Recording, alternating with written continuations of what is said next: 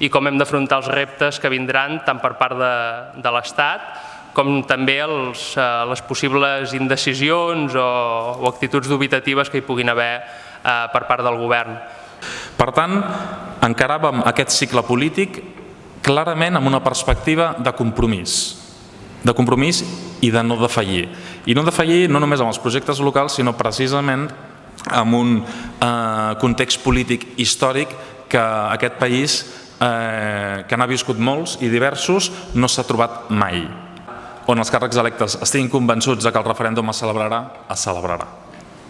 Perquè buscarem els mitjans, perquè buscarem els recorreguts, les aliances, buscarem els espais que facin falta. Quan vagin passant fets que seran bastant més virulents en termes de repressió judicial de l'estat espanyol, en termes de seriositat de la repressió de l'estat espanyol, en termes d'inhabilitacions, fins i tot que ens prenguin competències i la capacitat de resistir-los i arribar fins al final, aquí és quan la gent es mobilitzarà, quan ens hem de mobilitzar, i jo no tinc cap dubte que la gent es mobilitzarà massivament, entre altres coses perquè haurà vist que això ja no és el 9N, i per tant ja és un episodi nou, i per tant aquí sí que ens hi juguem una cosa nova i per tant un pas importantíssim. Per tant, d'entrada, tot això us ho dic perquè és normal que la gent encara no confiï plenament en que el referèndum es farà fins que no vegi passes irreversibles cap a un referèndum que no sigui el mateix que el 9 de novembre. Que el 9 de novembre va estar molt bé, no és una crítica al 9 de novembre ni molt menys, va ser una mobilització espectacular, però que li va mancar organització des de part del govern de tot el procés electoral, que és condició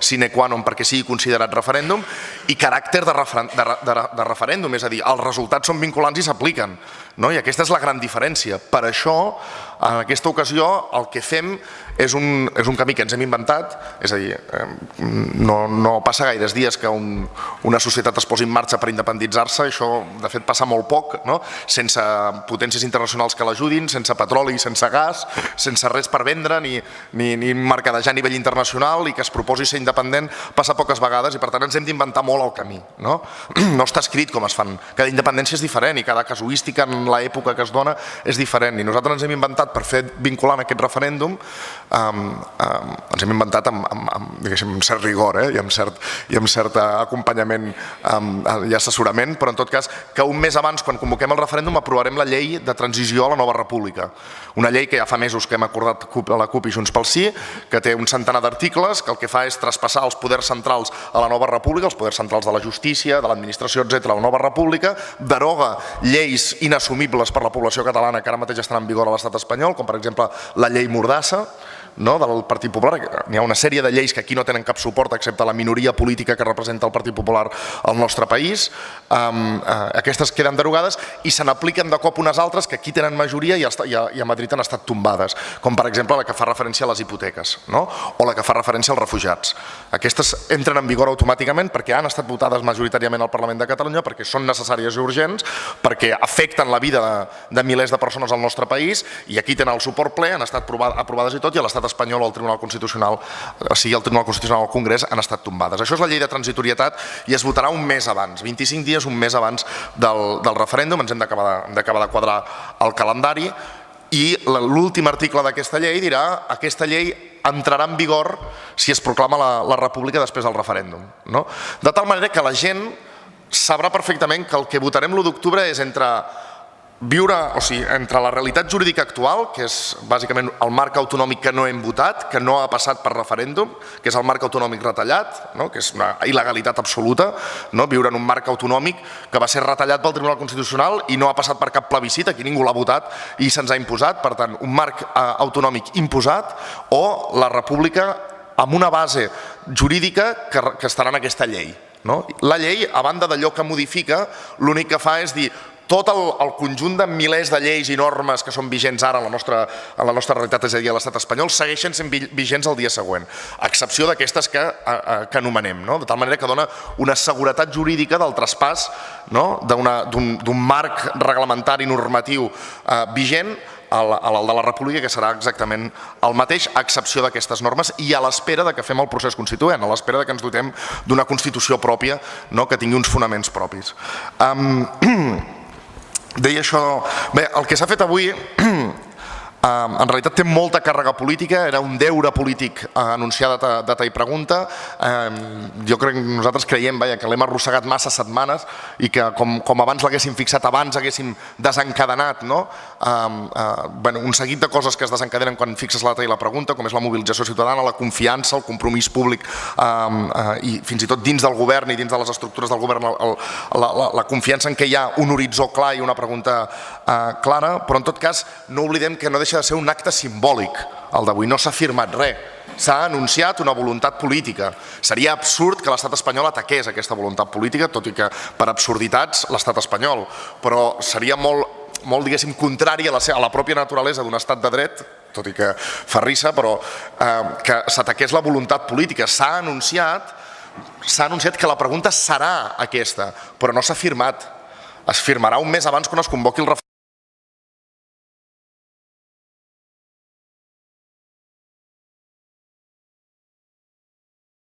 El no organitzat a Catalunya, que s'organitza al voltant de 3 partits, Partit Socialista, Ciutadans i Partit Popular, són partits de l'Estat i que ja no fan debat polític a Catalunya, passen olímpicament del que passi a Catalunya, els hi és igual, actuen com a delegacions de l'Estat a Catalunya i fien tot el seu argumentari a la repressió de l'Estat. Això és molt greu, això democràticament és gravíssim, l'actitud que estan tenint és gravíssim. Bàsicament és que ens és igual el que pensi la gent, ens és igual el debat democràtic, ens és igual la paraula. O sigui, la nostra posició és que l'Estat actuï, que l'Estat reprimeixi, que l'Estat enviï presó, que l'Estat il·legalitzi, que l'Estat inhabiliti, que faci el que hagi de fer l'Estat davant del repte democràtic que planteja una majoria social i política a Catalunya.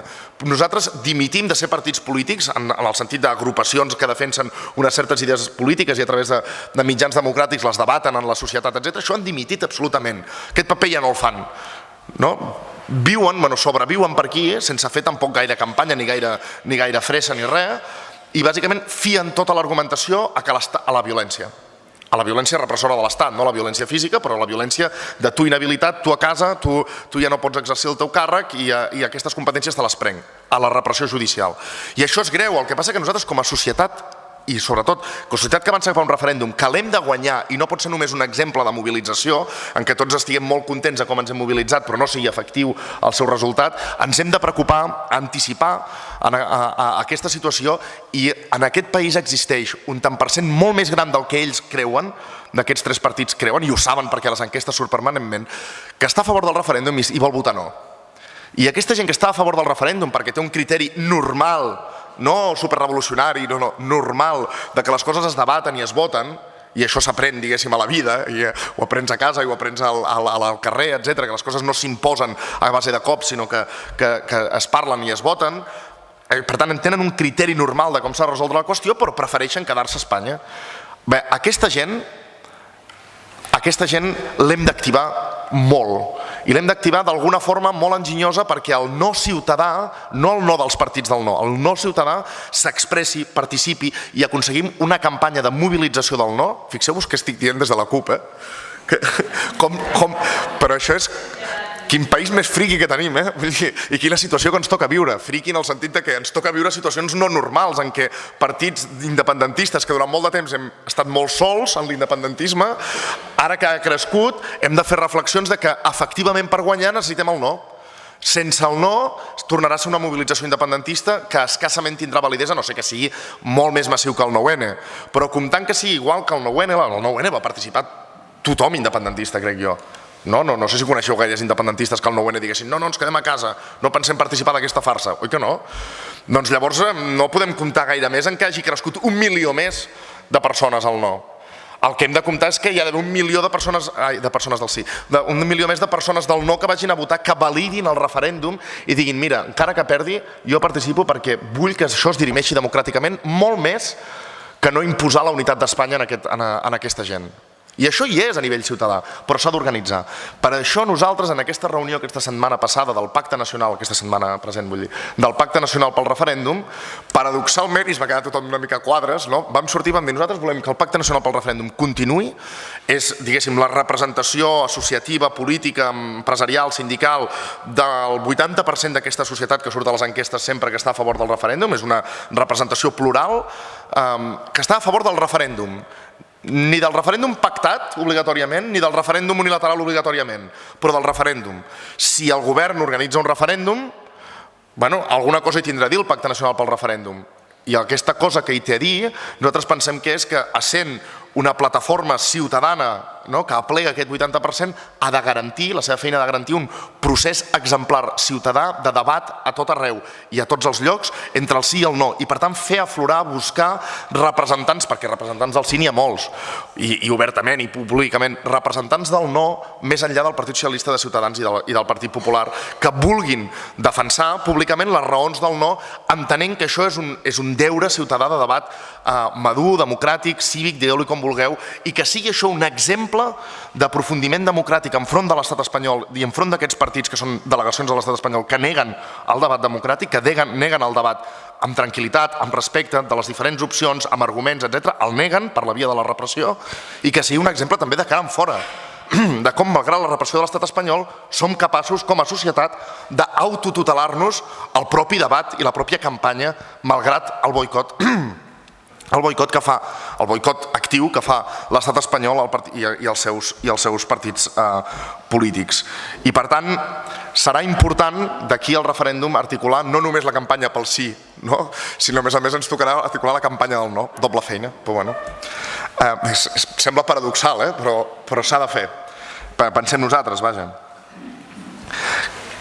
I pensant en la campanya del no, la CUP estem preparant tota una campanya d'aquí al setembre, òbviament hi posem tota la carn a la graella, tots els nostres estalvis, tota la nostra gent, tot el que faci falta, perquè pensem que ens hi juguem molt com a poble i com a societat. De fet, anem a parlar francament, si el referèndum no es fa, sigui perquè l'Estat reprimeix molt, sigui perquè el govern a última hora ja no sap com fer-s'ho per arribar fins al referèndum perquè li han tombat 33 coses, sigui pel que sigui, i el que anem són unes eleccions autonòmiques una altra vegada, i per tant, desenganyem-nos, ja no valdrà que siguin plebiscitàries ni res. Si anem a unes eleccions autonòmiques, hem perdut.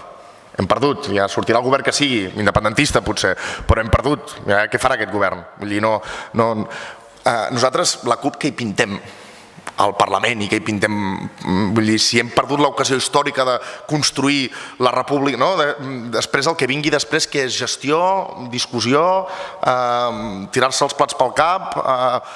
Per tant, nosaltres, vull dir, de guardar molta roba per unes properes eleccions no ho farem, ens ho juguem tot en aquest referèndum i amb diferents estratègies i amb diferents campanyes, però l'hem ubicat tota, bàsicament, i ho dic perquè és Calafell, a la platja i a l'àrea metropolitana.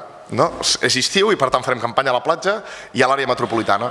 I a l'àrea metropolitana deia l'Aleix que era molt important que l'entrada de 400 regidors de la CUP als ajuntaments fa 2 anys, a les eleccions municipals, que van multiplicar per 4 o per 5 la representació municipal institucional als ajuntaments. I és molt important, no perquè la CUP siguin més guapos o més alts o més rossos que la resta de partits polítics independentistes o més d'esquerres, això sí, però en tot cas això és una qüestió ideològica, sinó de cara al referèndum és més important, i per això en realitat és una de les raons d'existir de l'esquerra independentista de les candidatures d'Unitat Popular, perquè la gent enquadrada dins de les candidatures d'Unitat Popular té clara una cosa, que va fins al final, que arriba fins al final, que no està a les institucions per marejar la perdiu, que no farà vida, no en farà un sou ni una vida professional d'estar a les institucions, i que té molt clar quina és la naturalesa de l'estat espanyol i fins on ha d'arribar, que és fins al final, on s'ha d'arribar. Fàcil que faci l'estat espanyol, nosaltres clavats estoicament fins al final. I per tant, això no vol dir que molta altra gent també ho faci, però dic que a la candidatura d'Unitat Popular, i per tant els ajuntaments que nosaltres tenim seran també peces clau. Home, Capellades peça clau? Potser no. Ho serà, però en tot cas, diguéssim, perquè pot arrossegar altres ajuntaments a seguir l'exemple en moments de dubte. Si Capellades ho fa, perquè el del costat no. Però sí que són claus els ajuntaments que van guanyar l'àrea metropolitana, que se'n parla molt poc, però la CUP governa Badalona, Ripollet, Cerdanyola del Vallès, està al govern de Barberà del Vallès i està al govern de Sabadell. I això és important perquè només aquests governs sumats fan 700.000 habitants. I en aquests governs, que a més són de l'àrea metropolitana i on no és obvi que governi l'independentisme, però ha entrat al govern i té l'alcaldia de molts d'ells la CUP, sota fórmula de candidatures diguéssim municipalistes, decidim Ripollet, decidim Cerdanyola, guanyem Badalona en Comú, diferents noms, però són alcaldes i alcaldesses de la CUP. I per tant això és molt important, perquè hi ha una decisió que han de prendre els municipis d'aquí al referèndum, que esperem que tots els municipis independentistes, o sigui, amb alcaldes independentistes ho facin, veurem si tots ho fan, però esperem que tots ho facin, però que hem de, a més, convèncer alguns que no són independentistes que ho facin, com Barcelona, que és que han de cedir les escoles. Per poder fer el referèndum el més semblant a les eleccions ordinàries possible, les escoles han de ser els col·legis electorals. Si no, ja hi ha pla B, està tot organitzat, però no hi ha problema, hi ha patrimoni territorialitzat de la Generalitat suficient com per poder allotjar col·legis electorals per tothom a tot arreu i sense les cues del 9N, amb molta més distribució de col·legis electorals. Però és bo i és important, i a més és una de les recomanacions d'aquella famosa comissió de Venècia que sempre se cita a l'hora de parlar dels estàndards d'un referèndum, que siguin al màxim similars possible als col·legis electorals del referèndum als col·legis electorals d'unes eleccions ordinàries. I a més així, i a més és obvi, vull dir, facilita molt més la participació si la gent no li has d'informar de llocs diferents, sinó que va votar al mateix lloc. Per això serà necessari que tots els ajuntaments desobeeixin. Hauran de desobeir, entregar les escoles a un procés que serà perseguit legalment, i ho faran massivament. Ho farem als ajuntaments massivament, i a més intentarem arrossegar Barcelona, perquè només Barcelona és un 20% de la població, i amb les escoles de Barcelona guanyem. Si tots els ajuntaments independentistes ho fan i Barcelona també, tenim el 80% de la població votant en col·legis normals, i ja només quedarà un 20% que està governada a nivell local per algun dels 3 partits del règim, i aquests sí que no cediran les escoles, però ho substituirem per altres mecanismes. Per tant, dues grans dificultats que tenim ara mateix que hem de vèncer, on hi tenim una part de responsabilitat nosaltres, però on el govern hi té bona part de responsabilitat i on el temps polític també hi jugarà, que són les que deia abans. Es farà o no es farà el referèndum, per tant, seguretat al voltant de que es farà el referèndum, això nosaltres podem parlar-ne molt. Però és el govern qui ha de donar senyals de seguretat. Té aquesta responsabilitat i ha de donar missatges de seguretat, i els missatges més enllà de la retòrica, que la retòrica se l'emporta el vent, han de ser fets concrets. Per tant, hem de veure les urnes d'aquí 2 setmanes. No d'aquí 3 mesos, ara hem de veure les urnes d'aquí 2 setmanes, perquè és importantíssim donar seguretat de que el referèndum va endavant, amb habilitat i amb intel·ligència, perquè l'estat espanyol no s'ho carregui tot. D'acord, però és molt important donar seguretat, o la gent, si la gent durant tot l'estiu va pensant que no es farà, no hi ha manera de treballar per una majoria més àmplia pel referèndum. Si els independentistes estan convençuts que no es farà, com has d'anar a convèncer el que no és independentista ni tan sols tenia pensat anar a votar el referèndum de que voti un referèndum que tothom li diu que no es farà? Per tant, és molt important per fer aquesta campanya, la data i la pregunta com hem fet avui, però també donar seguretat. I l'altra, que tingui garanties. Us he dit les 3 peces importants, els 3 principals xocs amb l'Estat que hi pot haver en la preparació tècnica del referèndum. Estan tots més o menys preparats, ara s'han d'aplicar, però és que no només són punts d'enfrontament amb l'Estat, perquè òbviament se salten lleis, sinó perquè també tenen a veure amb les 3 grans garanties democràtiques que com a mínim la CUP hem fixat, i li demanem al govern que les compleixi, això no hi ha problema, però que habiliti mecanismes neutrals d'experts que ara mateix ja supervisin que s'estan complint aquestes garanties, i que a mesura que el procés avança vagin informant que s'estan complint aquestes garanties, per donar seguretat també a la població, no només de que es farà el referèndum, sinó que té garanties de participació estàndards, que són 3 garanties. La pluralitat d'opcions polítiques en la campanya, i aquesta ens l'hem de treballar molt, com deia, el sí, el no, etc. La pluralitat d'opcions polítiques. No és creïble un referèndum on no hi ha hagut campanya del no. Això t'ho diuen de Crimea i dius, no hi ha hagut cap cartell del no, no t'ho creus, això ha estat Putin, que ho ha fet tot. Al revés també ens passarà si no som capaços de garantir aquesta pluralitat en els mitjans locals, a la TV3, al Canal 33, a Catalunya Ràdio, a les places públiques, als teatres o allà on es facin actes, la pluralitat. El cens, la informació pública i personalitzada del cens i del lloc de votació, i per tant que tothom estigui inclòs en el cens, i el recompte, la validació del recompte, qui fa el recompte, qui garanteix la neutralitat del recompte i qui custodia les urnes, perquè aquestes urnes s'hauran de guardar els resultats, al revés que es fan les eleccions ordinàries, que s'estripen, aquí les haurem de guardar, perquè és molt probable que si Si guanyem el referèndum i la cosa pren volada internacional, i hi ha discussió internacional al voltant que se'ns reconegui la independència, algú en algun moment voldrà comprovar els resultats del referèndum i dir, bueno, vale, ja veig que això va en sèrio, vull dir, no ha estat una xorrada, però jo no estava pendent. Quan va passar no estava pendent, estava despistat. Vull comprovar els resultats. I per tant, la custòdia dels resultats també serà molt important. I una altra cosa que insistim molt des de la CUP, que ja sabem que es diu amb tota la bona voluntat del món, però a vegades la bona voluntat pot ser traicionera. La DUI no és substitutiva d'un referèndum. La declaració unilateral d'independència, a no ser que l'estat espanyol hagi trencat ja tots els plats, això sí, amb tots els consellers inhabilitats, amb el govern tancat, llavors sí. Però si no és un cas tan extrem, sinó que és una cosa d'aquestes a mitges, i llavors el govern de la Generalitat veu que li han inhabilitat 2 consellers, 2 hores no ha pogut fer això, el cens té una ordre de requisament i no sé el que sigui, i diu no fem referèndum, farem una DUI, aquesta DUI no té validesa. No té validesa. Ningú a nivell internacional es mullarà, cap estat es mullarà per reconèixer la independència d'un país que no ha estat capaç de fer un referèndum. A veure si ens pensem que treballaran els altres estats per la nostra independència quan nosaltres no hem sabut arribar fins al final. No ho farà ningú, diran, mira, escolta, la feina fes-te-la tu, vull dir, no te la vindré a fer jo, ara no faré sent Alemanya i dedicaré 25 diplomàtics durant un any i un munt de contractes trencats i de baralles internacionals durant un any per fer realitat el teu somni que tu a la primera de canvi no t'he vist patir gaire, vull dir, no t'he vist arrossegar-te gaire pel carrer, vull dir, a la primera que t'has sentit una mica molest i amb 2 dificultats has plegat. No funcionarà.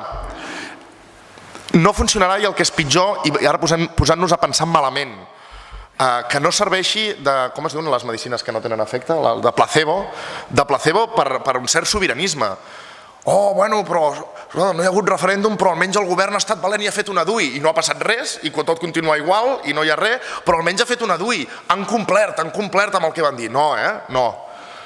I a nosaltres... De construcció progressista, de construcció democràtica, enfront a unes elits que ho robaven tot, el poble no ha sortit dient la culpa als moros, sinó que ha sortit fent un discurs de dir, elits, no us tragueu el peu. Ho heu gestionat molt malament, han blocat la llengua, etc. Ho hem de repartir. Això és un discurs democràtic progressista de futur. Que al nord d'Europa, malgrat també hi ha hagut algunes protestes com aquestes, electoralment ha mirat cap a un discurs feixista d'extrema dreta. I com a prova tenim l'extrema dreta governant a Hongria, governant a Polònia, governant a Noruega, amb resultats molt alts a Alemanya que fan patir i fan molta por, a Àustria de 2% que no guanya les eleccions presidencials un partit neonazi, etc. El Front Nacional de Le Pen també a dalt de tot. I aquí això no ha passat, en canvi. No hem tingut, més enllà del Partit Popular, més enllà forma part de l'Estat, però la societat que hem sortit al carrer no hem construït aquestes alternatives. Però posem en risc una cosa.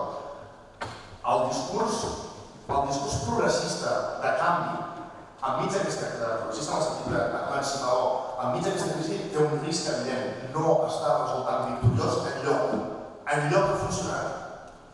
Va passar a Grècia, recordeu fa 2 anys, Grècia, absolutament empobrida, on va haver un partit que diu aturaré les mesures de la Troika, la Troika li fa tota la pressió del món, totes les amenaces del món, el govern aguanta, convoca el referèndum per buscar el suport de la gent surt massivament a vèncer la por. No sé què, 60% en defensa d'aturar els xantatges de la Troika, etc. I després el govern es fa enrere. I ara no paren I allò va ser una derrota per tothom. Sobretot per aquella idea que us deia del subconscient de la gent és capaç de canviar el seu futur polític. La gent organitzada i sortint al carrer és capaç de donar-li el tom a la situació política. Això ara mateix, la gent és capaç de sortir al carrer i organitzar-se i canviar la política. Això ara mateix està a punt de ser impossible a Europa. Impossible, no ha passat enlloc. A Grècia va estar a punt de passar i fracàs. I ara ho estem intentant a Catalunya, una cosa bàsica com la gent, qui pertany a la política? Qui pertany al poder polític? A la gent, no? A la democràcia? Però nosaltres a Europa estem fent gairebé impossible creure en realitat que la gent organitzada s'ha de transformar les coses. Si no ho fem veritat a Catalunya, patirem molt, perquè quin és el resultat de que la gent ja no creu en el poder de la gent? Ja no creu en el poder d'avançar plegats.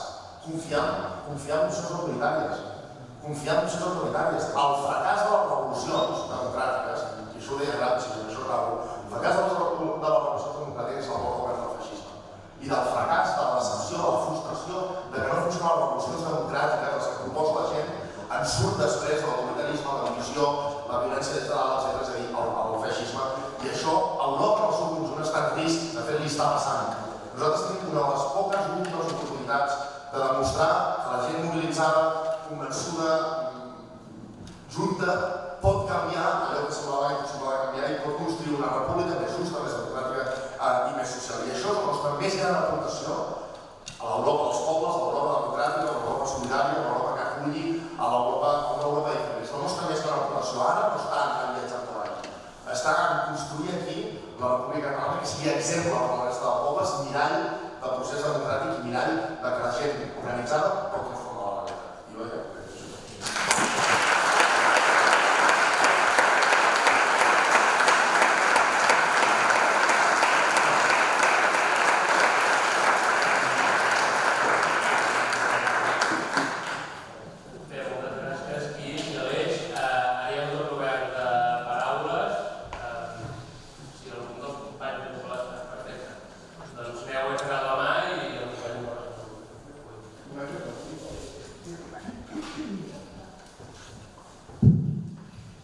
Un dels aspectes que em sembla que caldria tenir en compte és que des de fa 4 anys, però especialment en aquest últim any, hem vist tot el que pot ser aquest futur que volem construir s'està portant per part del govern i de partits propers, com es diu? Sucursals, no? Del govern. Unes polítiques de por. A veure, explico un cas personal i concret. Jo treballo a la Generalitat i, per exemple, un sindicat que mai de la vida m'havien dit res, doncs fa uns quants mesos aquesta banda ens envia mails dient el govern català ens ha d'assegurar als funcionaris què passarà i en quines condicions i que no ens passi res, etc. És a dir, hi ha unes estratègies de sembrar la por entre la gent i això ja directament inclús els funcionaris que són una peça clau en tot aquest procés. Res més. Que l'única manera de vèncer la por és el nombre, és guanyar per nombre. És a dir, un alcalde té por de signar, però si anem tots alhora 700 ajuntaments en un acte, tots alhora firmen tots els alcaldes. I jo crec que hem de fer tots els 700 alcaldes. Contra uns poden salar, contra 15 també, contra 700 ja no poden fer res. Funcionaris igual, els funcionaris d'una determinada manera, perquè està més o menys pensant com funcionaven les meses. Firmin, o sigui que facin l'acte tots junts. El que s'hagi de fer és facin punt. Contra 15 funcionaris actuaran, contra 8.000 funcionaris trens. Bona tarda, dic la nostra vida. Això existeix.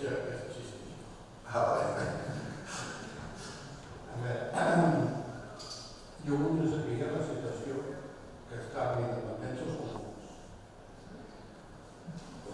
Després voldria saber la línia internacional què pot fer això o com ho tenim això. I després us vull felicitar per la visió que vau tindre de futur de treure els humans. Perquè avui en dia això no ho està fet. Aquesta és la meva opinió.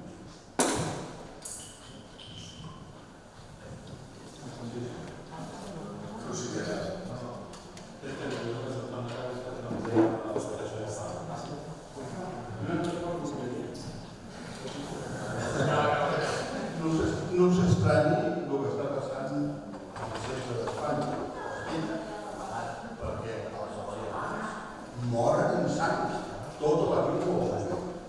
Penseu en la història i tota la història d'ells sempre han mort en sang. Sempre. Aquesta memòria no hi ha passat. És una frase no física, però la refereixo que vol l'humiliació, mai volen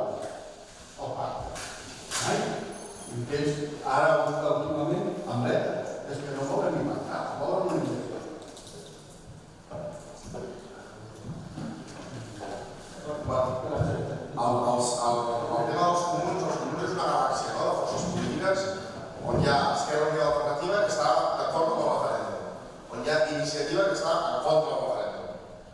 Retòricament a favor, a la pràctica posa totes les dificultats possibles perquè el referèndum s'executi. Hi ha el Barcelona en Comú que està allà discutint, però que acaba passant més a la Iniciativa en aquestes qüestions. Això és opinió absolutament personal. Podeu discrepar absolutament i radicalment per l'experiència constant i de tenir amics de tota la vida en totes aquestes formacions i d'anar trobant com van opinant. I després Podemos, a nivell de Catalunya, que és diferent que Podemos a Espanya, que pel que sigui s'ha quedat fora d'aquest nou partit que han fet els comuns, Catalunya de Comuns, ells s'han quedat fora, i que no sabem si per discussions entre uns i altres no sé què, són els que més a favor del referèndum unilateral estan. Però la cosa és una cosa estranya, perquè Podemos Madrid no hi està a favor, però en canvi Podem aquí sí. I dins de Podem participa, per exemple, la Revolta Global, que és el que a Espanya és anticapitalista, i que ha tret un comunicat avui que diu que endavant, que tota la legislatura del món, que el referèndum unilateral fins a les últimes conseqüències. És una galàxia, diguéssim, que és important, que tenen un debat intern. I en aquest debat intern és molt important com hi interactuem amb la resta. És important que el govern doni garanties, perquè una de les seves principals tesis, que més dit així, és això del referèndum és una camada, diuen permanentment, i és una invenció, és un processisme, és d'enganyar el poble, per tant, important, aquelles coses que deia, una seguretat que es farà, donar garanties, explicar-los les garanties de l'organització tècnica, encara no ho ha fet el govern, nosaltres no hem d'insistir, que li deu a la gent de Podemos que està dient que sí que vol un referèndum, i algun d'ells, expliqueu-li com s'està organitzant tècnicament, amb el compromís que no vagi a xivar-se a l'estat, d'acord, però digueu-li com s'està organitzant, que pugui traslladar que això s'està fent, perquè ara mateix, de veritat, no va vinguda per al govern de parlaments. I a dir-los, no a dir-los retòrica i palabreria, sinó amb els tècnics que ho estan fent, els 4 o 5 tècnics, a dir, no, mira, això és així, aquesta dificultat la desigualtat així, i es farà això. I això seria molt important. Per tant, és molt important què fa el govern, és molt important que nosaltres fem pressió, però no el que passa moltes vegades a les xarxes, que no és pressió, que és insultar permanentment, que el que fa, i mireu, en Lluís Rabell, que ara ja, diguéssim, però en Lluís Rabell va votar sí al govern, i de tot el que ha rebut sent diputat al Parlament, de tot el que ha rebut s'ha tornat a les prestatges del Parlament. Es fa tampoc, però més contrari al referèndum es sentia a parlar del rei de la independència. Anem en compte també que coneixem, una cosa és pressió, arguments, i l'altra és mitjar i ridiculitzar i no sé què, perquè al final la gent és gent, la gent són persones, pensin el que pensin.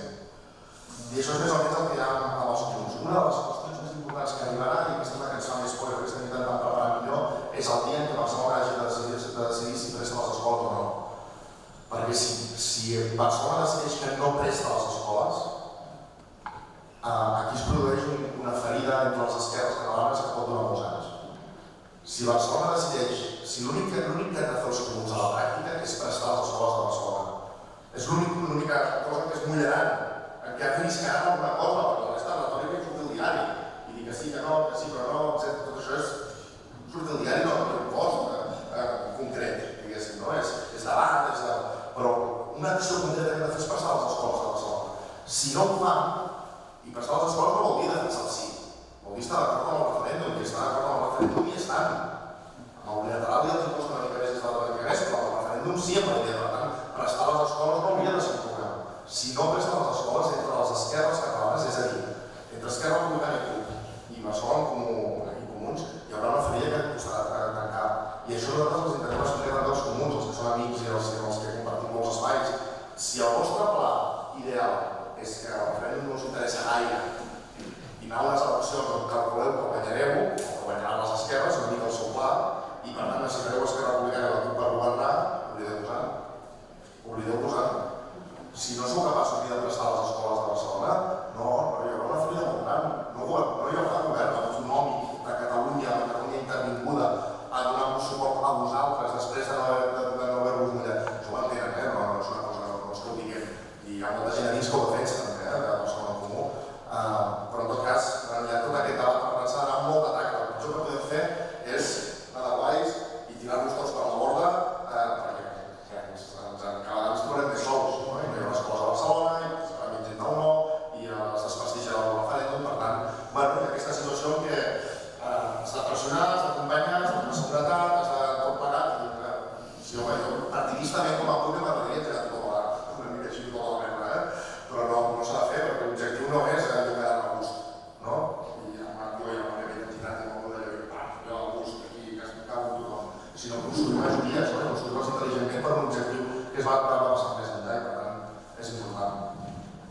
Sisplau.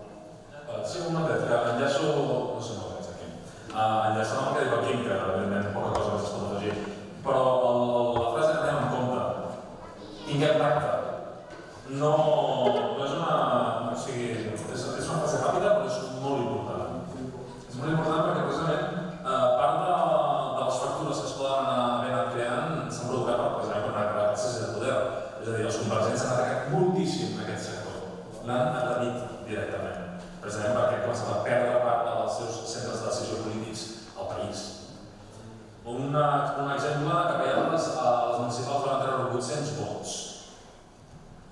Nosaltres, Capellades Cuba, van treure 800 vots. A les autonòmiques, quan no ens presentem, perdó, a les estatals, quan ens presentem aquí a Catalunya en Comú, sí, en treuen 500. Què vull dir? Evidentment, hi ha un muntant que s'interrelaciona amb nosaltres i aquests aspectes polítics. Si el que no podem fer és allunyar-nos. El que hem de fer és treballar conjuntament perquè tenim projectes en comú amb ells. Tenim projectes que anem davant ells. I això, a les vides, que a les municipals ens presentem nosaltres, quan no ens presentem nosaltres, doncs aquest vot va fotre una variar. Però això és important, això és una realitat. Això és una realitat. I tot els de seguir, de vegades, la dreta, aquesta oportuna agressió, campanyes de diaris a tots els comuns, tractant-los, etc. I que inclusivament de vegades part dels nostres sectors, del nostre govern, s'hi suma, has de contribuir a fer aquesta escletxa més gran. I precisament aquests sectors són els que hem treballat, amb els que el col·lectiu es deia aquí, coneixem a gent, som amics, hem construït tots junts, altres no som amics, però construïm.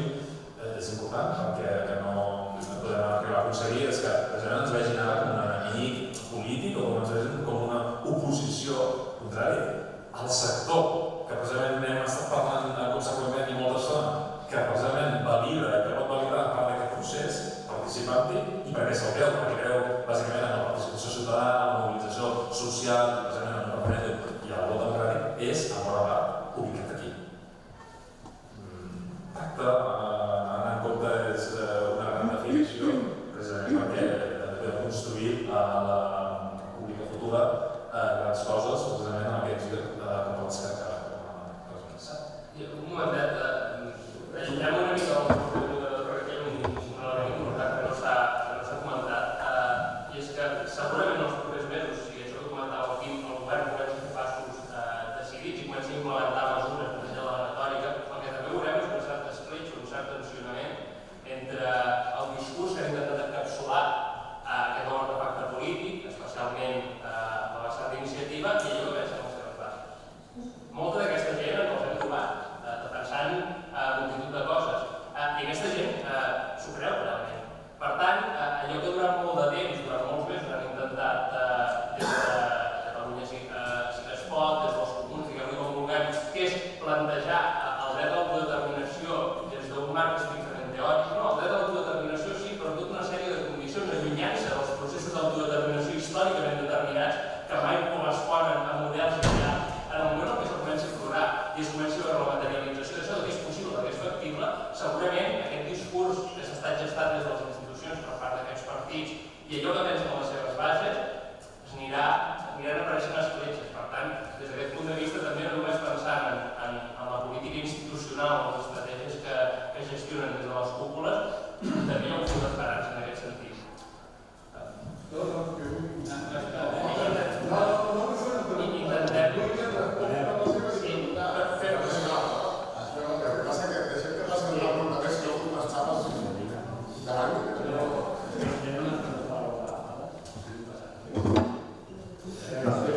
Una de les universitats on són?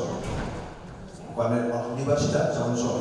Quan eren els focus antigament de revolució, ara són fàbriques de parats d'alt nivell, d'uns intel·lectes impressionants, però segons a casa.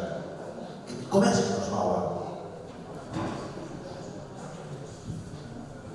Jo tinc la meva tesi, que és una mica decepcionant, però en tot cas, perquè la qüestió de la conquesta de la sobirania política per Catalunya no és una qüestió intel·lectual, és una qüestió popular.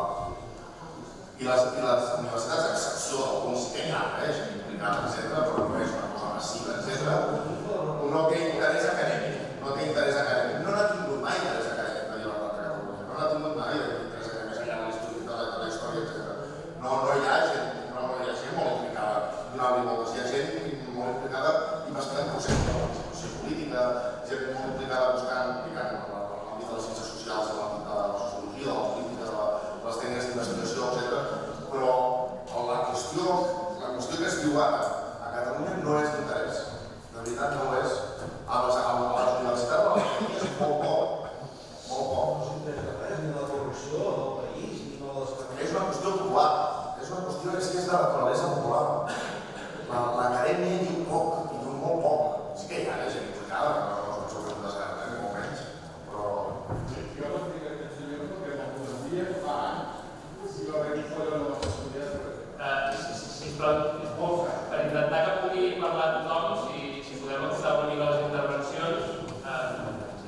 Bé, jo volia fer una pregunta, bàsicament sobre el que veig percebent, tota la informació que anem rebent dels mitjans de comunicació, televisió, ràdio, diaris.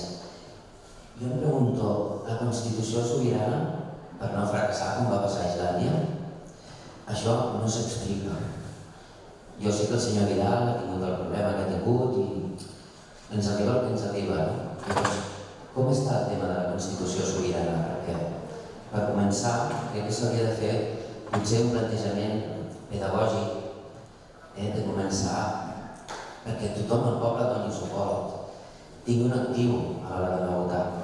Després, el tema de la pedagogia queda a part, però el projecte, per exemple, de país diferent, sabem que de 20 anys, anem a posar la línia de mort, 20 anys, de molts, la meva serà 30, potser 40, serà fàcil generar-te un braç, al cap, podrem generar cossos sencers.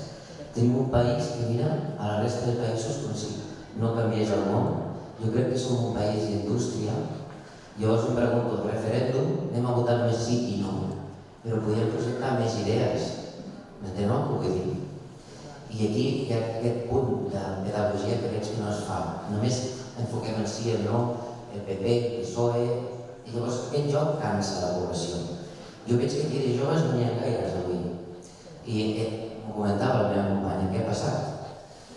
Jo penso que s'ha de fer un balanç de què hem fet malament, no és només a Grècia, i a les redes, jo als meus contemporanis, o per Facebook, li explico, mira, el Col·legi d'Enginyers va donar unes dades, no dic que siguin bones o dolentes correctes. A Madrid pujaven 66 milions d'euros diaris i en tornen 25.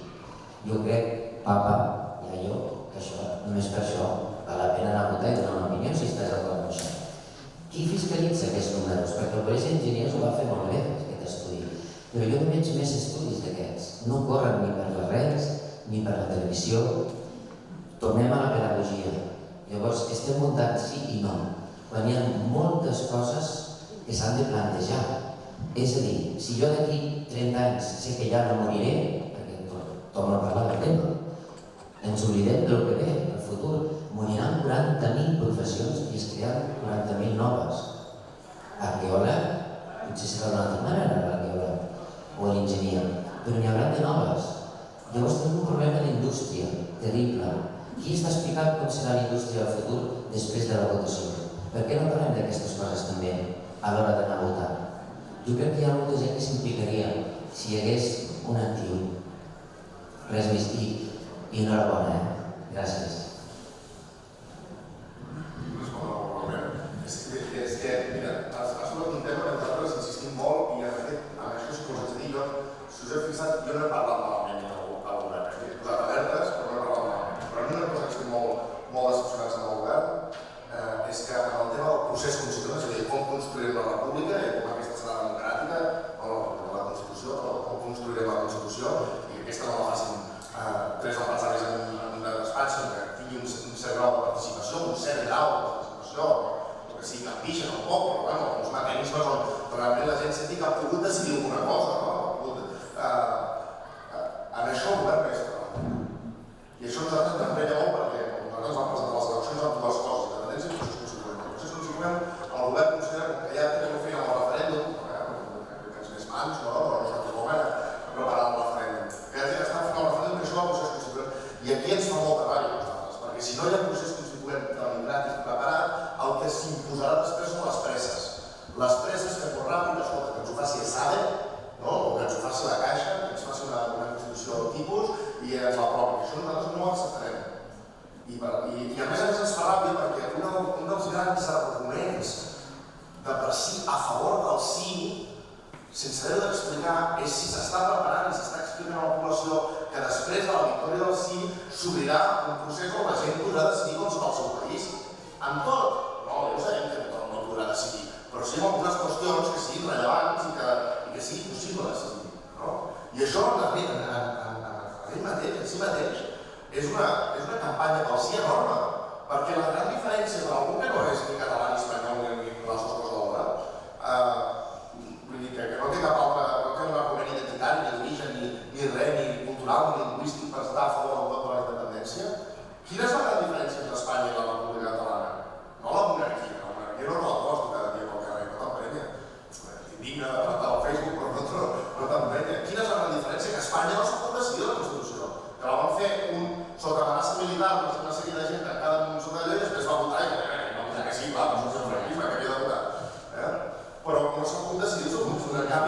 és dir, la pedagogia entorn a que això s'ha de debat, s'ha de participar, etc., és imprescindible. No només això, també t'ho he lligat amb que és necessari un procés de debat ciutadà entorn al sí o no d'aquí al referèndum. No s'hi val simplement arrossegar la gent que ja està convençuda i portar-la a votar. Hi ha d'haver un procés de debat. La gent, quantes vegades heu debatut en debats com aquest, en espais com aquest, entre el sí i el no, i heu escoltat atentament gent intel·ligent, no quatre tertulians de Telecinco i un ciutadà, no sé, un ciutadà, dir tonteries del no, sinó gent intel·ligent que t'argumenti democràticament perquè no vol la independència. Quantes vegades ho heu fet? Cap. No és normal. No és normal. No és normal, no vol dir que sigui culpa nostra, No és normal perquè l'estat que no és normal, que una situació que no és normal, que un país que no és normal, que unes lleis que no són normals, d'acord? Però nosaltres ens hem de resistir, ens hem de revoltar també contra aquest allò, però sí, un dia ens hem de tenir més oblida per les mateixes com a societat democràtica. Que l'estat no ens deixa, nosaltres el muntarem al debat, si només escoltarem raons i també els explicarem. I això és pedagogia, debat, i tot això és absolutament d'acord. Hi ha algú de les professions del futurició ja, per tot el Hola. Alguns partits prendríeu feina de conscienciació per, o sigui, per saber si... Bueno, estic quedant bloquejat, és que no m'ho agrada. No, si prendríeu, si conscienciaríeu a la gent de quins beneficis podria portar la independència. Si fareu algun tipus de conscienciació, perquè crec que la gent no està completament informada de quins beneficis portaria la independència, crec que és molt important. I per altra part... en la construcció de les noves institucions i en el traspàs de poders, m'agradaria saber si què passa amb tota la gent, amb la gent que està cotitzant a Espanya, què passa amb tot això. Crec que és un tema molt important per la gent jove i per la gent gran, saps? Ja està. I bueno, aquí ja...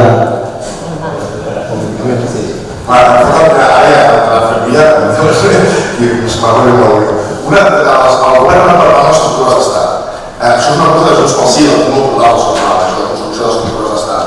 Tampoc hem considerat que sigui imprescindible per la independència. Ningú té generalitzadament preparat en relació a les seves estructures d'estat. Això és preparar després, però tot està molt bé preparar-les. De totes les que ha preparat, algunes només les ha esbossat, algunes les ha estudiat, i la que està desplegant amb més el personal, la contractació, etc., és la Hisenda, la ATC, l'Agència Tributària de Catalunya. Perquè el dia 1 de setembre començarà a cobrar el primer impost, que és l'impost del sucre. Vostès haveu pensat en l'impost del sucre? Per què serveix? L'impost del sucre bàsicament només serveix per posar en marxa l'ATC. Serveix per tenir un impost exemple que serveixi per posar en marxa tot el mecanisme de l'agència nova.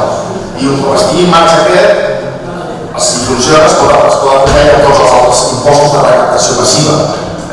Massiva no d'IVA, sinó tots els impostos que requereixen que no són impostos com el de patrimoni, que no són el de transmissió patrimonial, etc., que són molt concrets els casos, no? Són casos molt concrets, concrets en el sentit que no és quotidià i totes les persones del país alhora, no? I servirà per això. I és l'estructura més preparada. Ara bé, quan entrarà en vigor l'Agència Catalana de plens efectes? És un misteri. Quan entrarà en vigor? Entrarà després del referèndum si guanya la independència, però òbviament no tothom deixarà de pagar a Espanya i passarà a pagar a Catalunya. Per tant, és molt probable que durant un temps convisquin dues agències, durant uns mesos, fins que s'acabi decidint, no? Fins que hi hagi el reconeixement internacional de la independència o no, hi haurà uns mesos d'un cert caos, que pot fer una mica de risa o que farà menys risa, però en tot cas hi haurà una convivència d'estructures. A no ser que passem, no sé, el referèndum i tothom reconegui el dia següent, cosa estranya, hi haurà uns mesos de negociació. I en aquests mesos de negociació és important que el govern català faci un pols també, per reconèixer, per fer reconèixer els seus resultats, faci un pols i posa a l'agència catalana. Actua com a secretament malgrat, no tothom hi prepara. De fet, segurament molta gent. Però és important fer aquest pols, perquè així, a nivell també, tu estàs intentant fer verídics els resultats de l'aportació dels resultats, per tant, la negociació la reclames, no? Reclames que algú negociï qui dels dos té raó, si ells o nosaltres. I per tant serà important que l'agència serà aquesta estructura d'estat que més funcionarà. Un parell de preguntes més i... A ver, pues tenemos a ya sobre la de octubre, entonces al día 1 de octubre es un cumpleaños.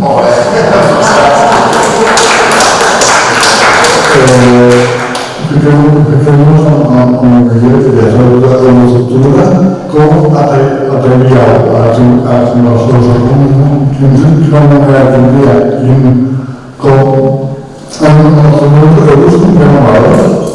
¿Cuántos? Me dice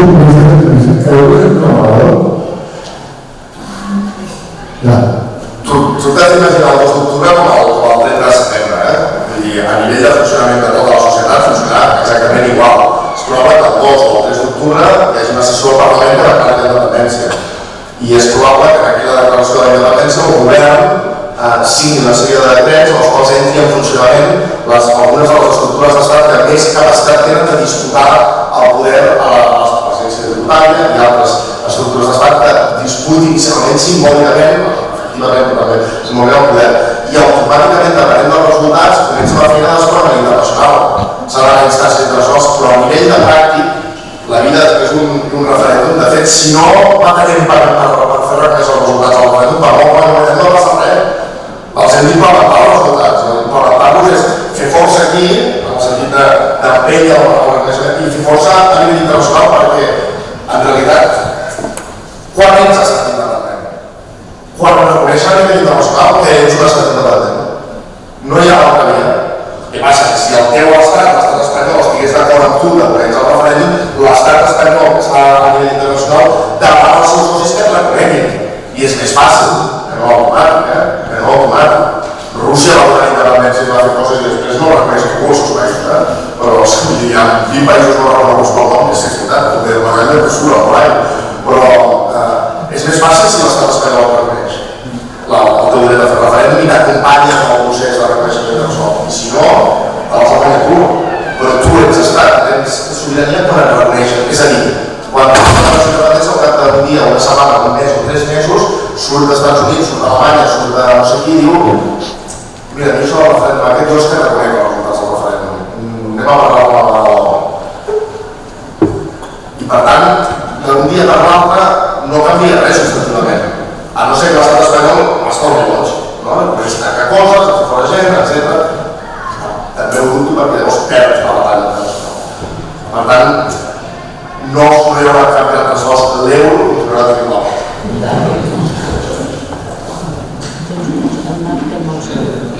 Jo volia preguntar una cosa.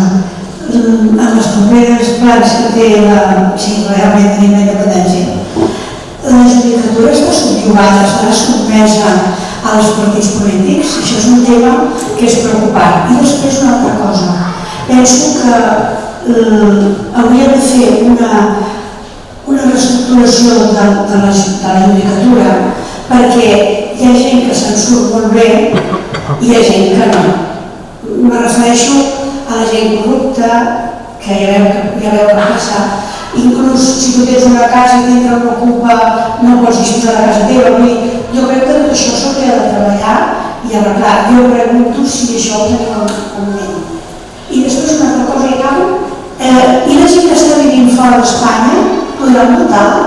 Ho tindran fàcil o ho tindran difícil? Perquè jo tinc els meus fills a l'estranger, per això ho dic. O ja ho diré, vosaltres... Serà difícil. I ho dic, a no ser que el govern es posi molt les piles, no hi haurà govern exterior. I és una de les batalles que portem al govern, que segur que us deia abans, la CUP estem ajudant internacionalment que podem, però no som l'executiu, no estem al govern. I per tant no escollim nosaltres les mesures. Això no vol dir que llavors estem allà, però hi ha coses que no comprem nosaltres. I el vot d'exterior fa mesos que anem a darrere, que van molt lents. Recordem que va fer una campanya fa un mes o així, va sortir una campanya de registre de residents de l'exterior, perquè així tindràs accés a no sé quin internet de la sanitat, no sé quina oferta de beques, no sé quin d'allò. que realitzaria una campanya camuflada perquè la gent es registrés per poder votar. I nosaltres dèiem, doncs posa-ho, registra per votar, posa-ho, fes la publicitat, registra per poder participar i que podries participar en els següents referèndums. És la clau, no estàs parlant d'un referèndum concret, perquè la gent ho sabrà i s'inscriurà, perquè les ajudes o no sé què, etc.